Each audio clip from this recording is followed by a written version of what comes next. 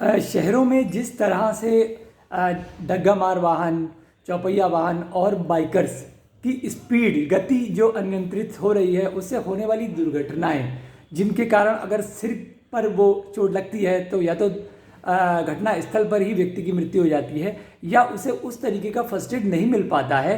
तो इन्हीं कुछ समस्याओं के निराकरण के लिए कुछ उत्सुकता ने विश्व न्यूज़ अखबार और एवं पोर्टल को शहर के जाने माने वरिष्ठ न्यूरोसर्जन डॉक्टर सतीश जी के मिलने के लिए और उनसे इस प्रश्न पहरी में आंसर जानने के लिए उपस्थित करने को मजबूर कर दिया। और हम आज उपस्थित हैं लाइफ लाइन ट्रामा सेंटर।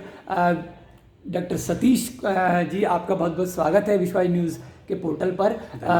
मैं चाहूँगा कि आप इन चीज़ों पर प्रकाश डालें, खास तौर से जो सिर की चोट होती है, जो एक्सीडेंट के कारण कभी लोग दुर्घटनाग्रस्त लोग के लग जाती है। नमस्कार। दुर्घटना या सिर में चोट लगना अपने आप में एक बहुत ही बड़ा आघात होता है। मनुष्य जिसको चोट लगती है उसको तो होता ही होता है, साथ में उसकी फैमिली भी सफ़र करती है। मुझे करीब 23-24 साल न्यूरो सर्जरी में हो गए और आए दिन हम एक्सीडेंटल पेशेंट, दुर्घटनाग्रस्त मरीजों को का इलाज कर रहे हैं और उनकी गंभीरताओं से जूझ रहे हैं। जो मरीज़ ठीक हो जाते हैं, सही सलामत बच जाते हैं, घर चले जाते हैं, वो तो बहुत अच्छी बात है। लेकिन जिनमें कोई ना कोई अपंगता आ जाती है या लंबे समय तक बेहोशी की हालत में रहते हैं या कोमा में चले जाते हैं या आधे अधूरे ठीक हो पाते हैं या ब्रेन का इतना नुकसान हो चुका रहता है कि ज़िंदगी बेकार सी हो जाती है, उनकी तो होती है, साथ में पूरा परिवार भी सफ़र करता है। तो मैं एक एक्सीडेंट को एक सिंगल आदमी का एक्सीडेंट नहीं मानता हूँ, ये पूरे परिवार का एक्सीडेंट मानता हूँ। क्योंकि हमने ऐसे ऐसे लोगों को देखा है सफ़र करते हुए। आज के ज़माने में न्यूक्लियर फैमिली है, एक फादर, एक बच्चा, एक वाइफ, पेरेंट्स हैं साथ में, ठीक, नहीं तो वो भी बस ये 3 लोगों का ही परिवार आज तक सिमट के या 5 आदमी का परिवार रह गया है। इसमें मेन अर्जन करने वाला, जॉब करने वाला आदमी जो है, अगर वही दुर्घटनाग्रस्त हो गया, उसे ही सिर में चोट आ गई और अगर इस तरह की चोट आई कि अगर हमने उसे बचा भी लिया है, चाहे दवाइयों से ठीक करके, ऑपरेशन करके, चाहे कंजर्वेटिव ट्रीटमेंट से, अगर वो काम लायक नहीं है तो आप सोचिए पूरे परिवार का भविष्य अंधकारमय हो जाता है। वो परिवार फिर उस लेवल पर नहीं उठ पाएगा जो वो उम्मीद अगले 10 साल में कर रहा था। अगर बच्चा स्कूल में है तो आप समझ लीजिए, अगर उसको मेडिकल की, इंजीनियरिंग की या किसी और ब्रांच में जाने की तमन्ना थी, अगर उसके पेरेंट्स सफ़र कर गए हैं, उसके फादर ही सफ़र कर गए हैं, एक्सीडेंट हो गया है या वो लाइलाज वो बेड रिडन हो गए हैं या अर्निंग मेंबर नहीं रह जाते हैं, तो समझिए कि वो बच्चा, वो फैमिली, वो वाइफ कैसे आगे पूरे चीज़ को लेके चलेगी। तो रियली किसी भी दुर्घटना को कोशिश तो यही होनी चाहिए कि ना होने दिया जाए। फिर भी दुर्घटना हो ही जाती है, लेकिन इससे बचाव के बहुत सारे उपाय हैं। अब जैसे आए दिनों मैं देखता हूँ दुर्घटना में बाइकर्स जो हैं, जो आपने क्वेश्चन उठाया, उसके संदर्भ में बोलना चाहूँगा कि बाइकर्स के एक्सीडेंट को मैं सबसे ज़्यादा ख़राब मानता हूँ।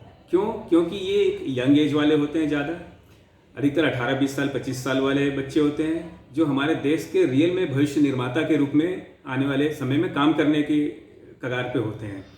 फैमिली के लिए भी वो बहुत ज़रूरी है, देश के लिए बहुत ज़रूरी है, समाज के लिए भी बहुत ज़रूरी है। और उनमें से किसी का एक्सीडेंट हो जाए, यंग बच्चे होते हैं, जोशीले ज़्यादा होते हैं, स्पीड पे कंट्रोल नहीं रहता है, आपसी रेस खूब लगाते हैं, हाईवे में जाने में उन्हें बहुत अच्छा लगता है। हाईवे अच्छे होने के सुखद परिणाम है तो दुखद परिणाम भी हैं हमारे लोगों में। अगर ये डिसिप्लिन रहे कि हमें जो स्पीड लिमिट किया गया है उसी पर हम चलें तो एक्सीडेंट ही नहीं होगी। अगर हम हेलमेट पहनते हैं, जो प्रिकॉशन लेने की ज़रूरत है उसको लेकर चलते हैं, तो एक्सीडेंट से हम बच सकते हैं। लेकिन खुदा न खास्ते अगर एक्सीडेंट हो ही गया तो उसमें अब आगे की स्थिति को संभालने के लिए तो हम लोग हैं ही, लेकिन जितना संभव हो अवॉइड कर पाएँ और उसमें हम जो भी सुविधाजनक दृष्टिकोण अपना पाएँ उस पर सोचना चाहिए, सचेत रहना चाहिए। यूजुअली जो एक्सीडेंट करके बाइक वाले आते हैं, वो क्या होता है, at the time of accident उनकी स्पीड और बढ़ जाती है। वो क्या सोचते हैं, मैं इस नैरो एरिया से भी तेज़ी से निकल जाऊंगा, और इस चक्कर में वो एक्सीडेंट कर जाते हैं। क्योंकि हल्का सा भी और झटका लगती है वो फेंकाते हैं बहुत ज़ोर से, और विदाउट अगर हेलमेट है तो आप यकीन मानिए उनके बचने की संभावना बहुत कम होती है। मेरे पास अगर बाइक के एक्सीडेंट का पेशेंट आया हुआ है और कार के एक्सीडेंट का एक पेशेंट आया हुआ है, तो बिना देखे मैं इतना अंदाज़ा लगा लेता हूँ कि कार वाले के बचने की संभावना ज़्यादा है, क्योंकि कार में एक गैप होता है, कार की एक स्पीड होती है, कार के रुकने की पलटने की संभावना थोड़ी कम होती है, कार पलटने की संभावना कम होती है। बाइक तुरंत पलटता है, झटका खाता है, बहुत दूर फेंकाता है, और जो चला रहा होता है उसे भी बहुत जोर की चोट आती है। अगर वो हॉस्पिटल भी आते हैं तो हम उसको जल्द से जल्द, इसमें टाइम फैक्टर सबसे इम्पॉर्टेंट है।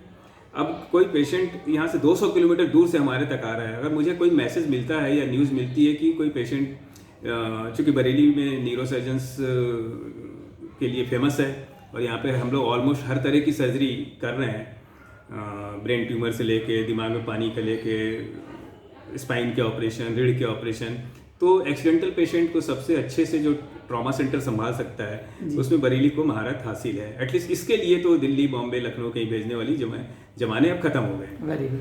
तो अब कोई 200 किलोमीटर 150 किलोमीटर दूर में एक्सीडेंट होकर पेशेंट चला है तो हम तुरंत टाइम फैक्टर मतलब काउंट करना शुरू करते हैं, कितने घंटे में आ जाएगा, क्या सीटी स्कैन हो चुका है, क्योंकि अर्लीस्ट हमें सीटी स्कैन से ही दिमाग के अंदर की सूचना मिलती है। एक तो पेशेंट को देख के अंदाज़ा लग जाता है कि इसका अभी का प्रेजेंट स्टेटस क्या है क्लिनिकली, और दूसरा कि वो वहाँ से चला है, अगर उसके दिमाग में खून जमा हो रहा है तो क्या यहाँ तक आते आते वो सही सलामत रहेगा या नहीं पहुँच पाएगा या नहीं बचेगा। बहुत बार ऐसा होता है कि एम्बुलेंस वाले लेके यहाँ तक पहुँचते भी हैं और आते आते तक पेशेंट की सांस थम चुकी रहती है, या वो लेने लायक नहीं रहता है, या उसमें कुछ बचा ही नहीं रहता है। तो हमारे टाइम फैक्टर सबसे इम्पॉर्टेंट है। कोशिश ये होनी चाहिए कि जल्द से जल्द जो भी नीरो के सेंटर हैं, ट्रॉमा के अच्छे सेंटर हैं, वहाँ तक अब ज़रूर पहुँचें, और ऐसे सेंटर पे पहुँचें जहाँ पे कि सारी फैसिलिटी हो, डॉक्टर्स की अवेलेबिलिटी हो, आईसीयू अच्छा हो, वेंटिलेटर हो, सीटी स्कैन की सुविधा हो।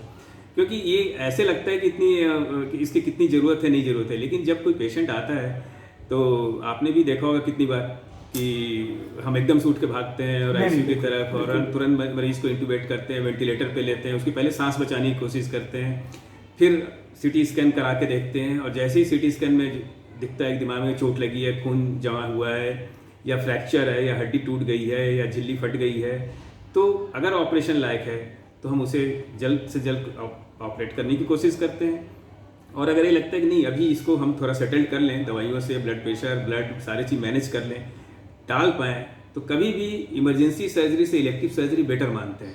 अगर कोई सर्जरी को टाल के करने की व्यवस्था बन पा रही है तो हम लोग थोड़ा उसमें खुश होते हैं कि शायद थोड़ा मौका ऊपर वाले ने दिया है, तो हम थोड़े और अच्छा कर लें मरीज़ को, ब्लड चढ़ा के, दवाइयों दे के, कि हम थोड़ा उसका नुकसान को और बचा पाएँ। लेकिन कितने पेशेंटों में हमें तुरंत रातों रात, उसी वक्त, दिन में, रात में, जब भी पेशेंट आया उसी वक्त ऑपरेट करना पड़ता है, और तभी हम बचा पाते हैं। सर, मैं बीच में एक चीज़ छोटी सी जानना चाहूँगा, जैसे क्लॉटिंग की बात हुई और डैमेज की बात हुई, तो वास्तव में क्या हड्डी टूटने वाला, अगर मान लीजिए किसी को चोट लगी है और उसकी यहाँ फ्रैक्चर आ गया है, तो आप लोगों को ज़्यादा बेटर नॉलेज है उसकी, तो अगर फ्रैक्चर हो गया है या कहीं क्लॉटिंग हो रही है या उसके कोई खून का रिसाव हो गया है, अंदर कोई मसल से डैमेज हो गई, जैसे आपने कहा कि झिल्ली फट गई है, या तो इन दोनों में अगर देखें तो जिसको फ्रैक्चर हुआ है उसको ज़्यादा हम क्रिटिकल मानेंगे, या हम जिसकी झिल्ली और वो जिसमें क्लॉटिंग हो गई है, ज़्यादा ब्लीडिंग हो गई है, आई थिंक? नहीं, सारे चीज़ मायने रखते हैं। हाँ, सिर्फ फ्रैक्चर के लिए ऑपरेशन नहीं किया जाता है। फ्रैक्चर डिप्रेस्ड होना चाहिए, मतलब हड्डी टूट के अंदर की तरफ घुस गई होगी तो ब्रेन को डैमेज कर रही है, या बाहर की तरफ उलट गई है जी, तो उसे तो हटाना ही पड़ेगा, है ना। दूसरा, जहाँ पे हड्डी पे इतनी जोरदार चोट लगी है तो आप यकीन मानिए ब्रेन के अंदर तो लगा ही होगा, तो ब्रेन के अंदर ब्रेन डैमेज हो जाता है, वहाँ पे कंटूजन बोलते हैं, खून जमा हो जाता है, या डैमेज ब्रेन धीरे धीरे और डैमेज की तरफ बढ़ता चला जाता है। और ये क्या होता है, ये दिमाग के दूसरे एरिया को ख़राब करना शुरू करता है। ब्रेन में जो जितना डैमेज दिखता है, जैसे सीटी स्कैन में आपको अभी जितना दिख रहा है, तो 6 घंटे बाद हो सकता है उससे ज़्यादा दिखे, उसके अगले 6 घंटे में बाद हो सकता है कि सूजन और बढ़ी हुई मिले। तो इसलिए समय रहते जो डैमेज पार्ट को हम नहीं हटा रहे हैं तो ये और आगे नुकसान बढ़ाता जाएगा। खुद तो नुकसान हो ही चुका है, अपने आसपास के सराउंडिंग ब्रेन के पार्ट को और नुकसान पहुंचा जाता है, सूजन बढ़ा देता है, अंदर में उसके ब्रेन का प्रेशर बढ़ा देता है, तो इससे और भी नुकसान बढ़ जाता है, और भी डैमेज होने लगता है, और पेशेंट को बचने की संभावना घटती चली जाती है। इसलिए टाइम फैक्टर सबसे इंपॉर्टेंट चीज़ है। ऑपरेशन करके जैसे ही हम उस पार्ट को वहाँ से हटा देते हैं तो हम एटलीस्ट सेफ कैटेगरी में पेशेंट को लाने की में सफल हो जाते हैं। नए इलाज की तुलना पहले के ज़माने में और आज में थोड़ा फ़र्क बहुत अच्छा हुआ है। जब तक वेंटिलेटर नहीं था तो आप यकीन मानिए न्यूरो सर्जरी में पेशेंट को बचाना मुश्किल काम हो गया था। जब से वेंटिलेटर आई है लोगों का अंदाज़ा नहीं है कि इसका कितना बड़ा फ़ायदा हम न्यूरो सर्जन्स को या अदर सीरियस मरीजों को बचाने में मिल रहा है। हम ऑपरेट करके पेशेंट को 24 घंटे वेंटिलेटर पर रखते हैं ताकि इसके दिमाग की जो भी और भी नुकसान हैं वो बढ़े नहीं। सिर में लगी चोट 3 तरह की होती है, एक जो अभी तुरंत डैमेज दिख रही है, एक अभी 2-3 दिन 4 दिन में कुछ डैमेज बढ़ी हुई और उभर के आएगी, और तीसरी डैमेज जो 20 दिन 25 दिन महीने भर बाद पता चलती है। बाद वाले डैमेज से उतना नुकसान नहीं है, लेकिन शुरू वाले और 2-4 दिन में जो डैमेज आने वाले होते हैं तो उनमें नुकसान की रहती है संभावना। इसलिए हमें आईसीयू में रख के उसका अच्छे से इलाज करना पड़ता है। ऑपरेशन की ज़रूरत है तो ऑपरेशन किए, नहीं ज़रूरत है तो नहीं किए, दवाइयों से इलाज कराएं। उसके दिमाग की सूजन, दिमाग के प्रेशर और पेशेंट का कॉन्शस लेवल, पेशेंट का जीसीएस जो हम लोग बोलते हैं, ग्लासगो कोमा स्केल, ये सब पे बहुत ध्यान रखते हैं। पीपीएल पे ध्यान रखते हैं, पल्स पे ध्यान रखते हैं, बीपी पे ध्यान रखते हैं, ऑक्सीजन सैचुरेशन पे ध्यान रखते हैं। और अदर कोई इंजरी साथ में है मरीज के तो साथ ही साथ उसको भी, फ्रैक्चर है हाथ पाँव के, चेस्ट की इंजरी है, एब्डोमेन की इंजरी है, तो उसको भी करेक्ट करने की कोशिश करते हैं, तब जाके हम मरीज को बचा सकते हैं। इसलिए बहुत बार लोग हड़बड़ी में रहते हैं कि 2-4 दिन में जल्द से जल्द छुट्टी हो जाए, हमारा मरीज बच जाए। वैसे लोगों के मरीजों को नुकसान होने की संभावना बहुत ज़्यादा होती है। अगर at least mild to moderate category की भी चोट लगी है तो मरीज को कम से कम 7 दिन तो लगते ही लगता है, और हॉस्पिटल से बढ़िया जगह नहीं हो सकता ऐसे मरीजों के इलाज के लिए। बहुत लोग सोचते हैं कि हम घर में रख के इलाज कर लेंगे। हमने कितनी बार लोगों को जैसे समझाया कि नहीं आप इसको भर्ती कर लीजिए, अभी छोटा सा दिख रहा है लेकिन ये बढ़ सकता है। लोग नहीं समझते, लेके घर चले जाते हैं कि नहीं साहब अभी तो ठीक है, हमारा मरीज होश में दिख रहा है, और 8-10 घंटे बाद एकदम लेके भागते हुए आते हैं साहब इसकी तो सांस जा रही है। तो ये सीरियसनेस का अंदाज़ा तो हॉस्पिटल में रहेगा, तो हॉस्पिटल के जो स्टाफ होते हैं, हॉस्पिटल के जो डॉक्टर होते हैं वही संभाल सकते हैं। आप घर में बैठ के पूरे पेशेंट का मॉनिटरिंग नहीं कर सकते। इतना जागरूकता बड़ा संदेश आपने आज दिया है वास्तव में। जो लोग तेज गति से अनियंत्रित होकर वाहन चलाते हैं और वास्तव में समय रहते अगर वो इलाज के लिए आ जाएं तो कम से कम जान तो उनकी बची सकती है। तो लोगों से मेरा भी यही वो है आपके मैसेज के थ्रू कि हाँ, लोग वाहन जो है अनियंत्रित होकर ना चलाएं। चलते चलते सर कुछ कहना चाहेंगे? एक तो आपका बहुत बहुत शुक्रिया, बहुत बहुत धन्यवाद कि आपने ऐसे इम्पोर्टेंट सब्जेक्ट पे बात करने लायक मुझे समझा। आपको थैंक यू सर, आपने बताया। एंड दूसरा कि इस तरह की सुविधा के लिए बरेली शहर लखनऊ और दिल्ली के बीच में काफ़ी मायने रखता है। और आप समझ लीजिए करीब करीब 200 से 250 किलोमीटर के रेंज चारों साइड के मरीजों को संभालने में ये शहर सक्षम है। काफ़ी अच्छे अच्छे न्यूरो के यहाँ डॉक्टर हैं, और एटलीस्ट न्यूरो एंड ट्रॉमा के केस में जो मैं नया आया था आज से 18-20 साल पहले, उस समय ये स्थिति थी कि सारे मरीजों को दिल्ली या लखनऊ भेजना पड़ता था। आज कम से कम मोर देन 90% मरीज में से किसी को भेजने की जरूरत नहीं पड़ती, सभी इलाज बरेली में संभव है। और इस तरह से हम लोग अपनी सेवा दे रहे हैं। और नए जितने भी मॉडर्नाइजेशन और जो भी आधुनिकीकरण और जो भी अच्छे इंस्ट्रूमेंट्स की ज़रूरत है वो सब हम लोग के पास हैं, बरेली में अवेलेबल है।